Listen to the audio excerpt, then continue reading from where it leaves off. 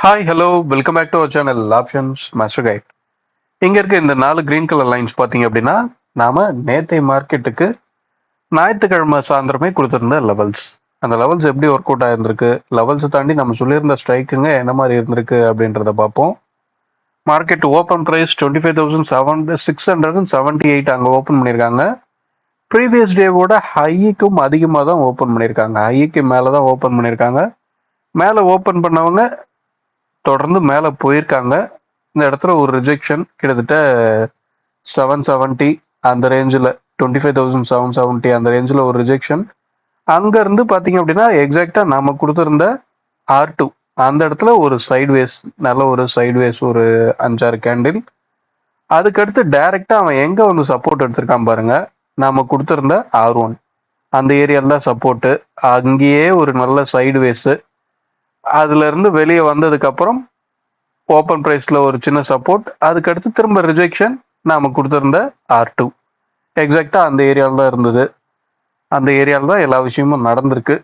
நாம நேற்று என்ன சொல்லியிருந்தோம் அப்படின்னா, மார்க்கெட் 25,450 இந்த ஸ்ட்ரைக்குக்கு கீழே இருந்து ப்ரீமியம் சப்போர்ட் கிடைச்சாதான் டவுன் சைடு அப்படின்றத சொல்லியிருந்தோம். நம்மளோட வியூ இந்த ஒரு விஷயம் நடந்தாதான் கீழே போகணும், இல்லைன்னா தொடர்ந்து மேலே போக தான் வாய்ப்பு அப்படின்ற மாதிரி இருந்தது.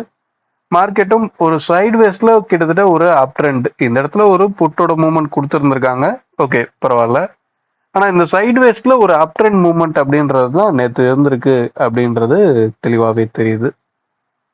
ஓகே, இப்போ நம்ம இதெல்லாம் ரிமூவ் பண்ணிட்டு இன்னைக்கு உண்டான லெவல்ஸ், இன்னைக்கு உண்டான ப்ரீமியம் சப்போர்ட் என்ன சொல்லுது. இன்னைக்கு மந்த் எக்ஸ்பைரி, என்எஸ்சியோட எல்லா இண்டெக்ஸ்லையும் month expiry, Nifty, bank Nifty, fin Nifty, mid cap, இந்த மந்த் எக்ஸ்பைரி என்ன மாதிரி அமைய வாய்ப்பு அப்படின்றதெல்லாம் அடுத்து நம்ம பார்ப்போம். ஓகே, இன்னைக்கு உண்டான லெவல்ஸ் மார்க் பண்ணியாச்சு. என்ன அப்படின்னா 25,871, 25,789, 25,618, 25,528 இதுதான் நம்ம இன்னைக்கு உண்டான லெவல்ஸாக எடுத்திருக்கோம். இந்த லெவல்ஸை தாண்டி ப்ரீமியம் அப்படின்றது பார்த்தீங்கன்னா நமக்கு ப்ரீமியம் சப்போர்ட் 25,650, 25,650 இந்த ஸ்ட்ரைக்குக்கு கீழே நின்று ப்ரீமியம் சப்போர்ட் அப்படின்றது கிடைச்சது அப்படின்னா டவுன் சைடில் ஒரு மூவ்மெண்ட் அப்படின்றத எதிர்பார்க்கலாம். தொடர்ந்து அப்சைட் போகணும் அப்படின்னா மார்க்கெட் 25,750 இந்த ஏரியாவுக்கு மேலே இருந்து ப்ரீமியம் சப்போர்ட் அப்படின்றது கிடைக்கணும்.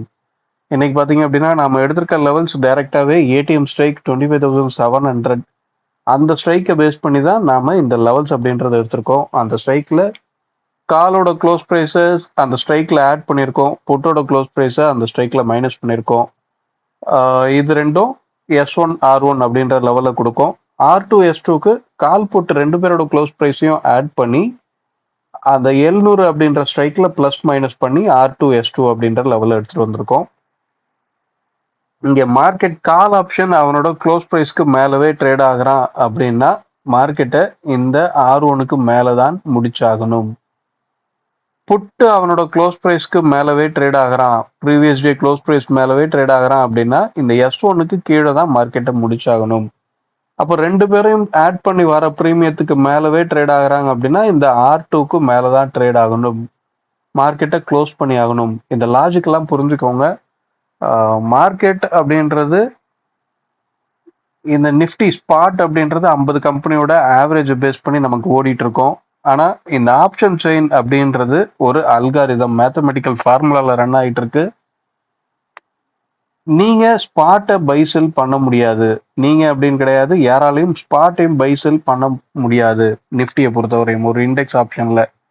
ஸோ ஆப்ஷன்ஸ்ல இருக்கிற ஸ்ட்ரைக்குங்கள அது ரன் ஆகிற ப்ரைஸ்ல தான் நாம பை செல் அப்படின்றத பண்ண முடியும். இந்த ஆப்ஷன்ஸ் அப்படின்றது எதுக்கு ரன் ஆகுது அப்படின்னா டைம் வேல்யூ அப்படின்றத ஜீரோ பண்றதுக்கு தான், டைம் வேல்யூவை நில் பண்றதுக்கு தான். உங்களுக்கு எக்ஸ்பைரி டைம் முடியறதுக்கு முன்னாடி ஒவ்வொரு ஸ்ட்ரைக்லையும் இன்டென்சிக் வேல்யூ, டைம் வேல்யூ அப்படின்னு சொல்லி ரெண்டு வேல்யூஸ் இருக்க போகுது. அதுல இருக்க டைம் வேல்யூவை ஜீரோ பண்றதுக்கு தான் இந்த ஆப்ஷன்ஸ் அப்படின்றது ரன் ஆகுது. அந்த டைம் வேல்யூ என்னைக்கு ஜீரோ ஆகும் அப்படின்னா எக்ஸ்பைரி டே அன்னைக்கு தான் ஜீரோ ஆகும். ஸோ ஒவ்வொரு நாளும் எக்ஸ்பைரி டேல என்ன நடக்கும், மார்க்கெட் இங்கே இருந்தது அப்படின்னா எக்ஸ்பைரி டேல என்ன நடக்கும் அப்படின்ற கண்ணோட்டத்தில் மட்டும் ஆப்ஷன்ஸோட மார்க்கெட்டை பாருங்க. நீங்கள் சார்ட்ல கேண்டில் பேஸ் பண்ணியோ இல்லை வேற நம்மளுக்கு வெளிப்படையாக தெரிகிற ஓப்பன் இன்ட்ரெஸ்ட் இல்லை ஆக்டிவ் கான்ட்ராக்ட் இந்த மாதிரி டேட்டாஸை பேஸ் பண்ணியோ மார்க்கெட்டை பார்க்குறத அவாய்ட் பண்ணுங்க. நீங்கள் ஒரு பிகினராகவோ இல்லை லேர்னராகவோ இருக்கீங்க அப்படின்ற பட்சத்தில் சரிங்களா. மார்க்கெட் அப்படின்றது ஆப்ஷன் செயின் முழுக்க முழுக்க ப்ரீமியத்தில் தான் ரன் ஆகுது. ப்ரீமியம் என்ன சொல்லுதோ அதுதான் ஸ்பாட் கேட்கும். இதை புரிஞ்சு ட்ரேட் பண்ணுங்க. இந்த லெவல்ஸ் நாம பை செல் பண்ணக்கூடிய ரெக்கமெண்டேஷன் லெவலாக கொடுக்கறது கிடையாது. அதை எப்பயும் புரிஞ்சுக்கணும். ஸோ இதை பை செல் பண்ணக்கூடிய இடமா பார்க்காதீங்க. நாம சொல்ற மாதிரி ப்ரீமியம் என்ன மாதிரி ட்ரேட் ஆகுது, call option previous day close பிளேஸ்க்கு மேலே ட்ரேட் ஆகுறேன்னா அப்போ மார்க்கெட் இந்த R1 சப்போர்ட்டாக எடுக்கக்கூடிய வாய்ப்பு இருக்கு அப்படின்ற அந்த கண்ணோட்டத்தில் மார்க்கெட்டை புரிஞ்சு பாருங்க. பிளைண்டா யாரையும் நம்பாதீங்க. ஓகே, வீடியோ பிடிச்சிருந்தா லைக் பண்ணுங்க. ஆப்ஷன்ஸ் ட்ரேடிங் பண்ற உங்க நண்பர்களுக்கு ஷேர் பண்ணுங்க. மீண்டும் அடுத்த ஒரு வீடியோவில் சந்திப்போம். தேங்க்யூ, பாய்.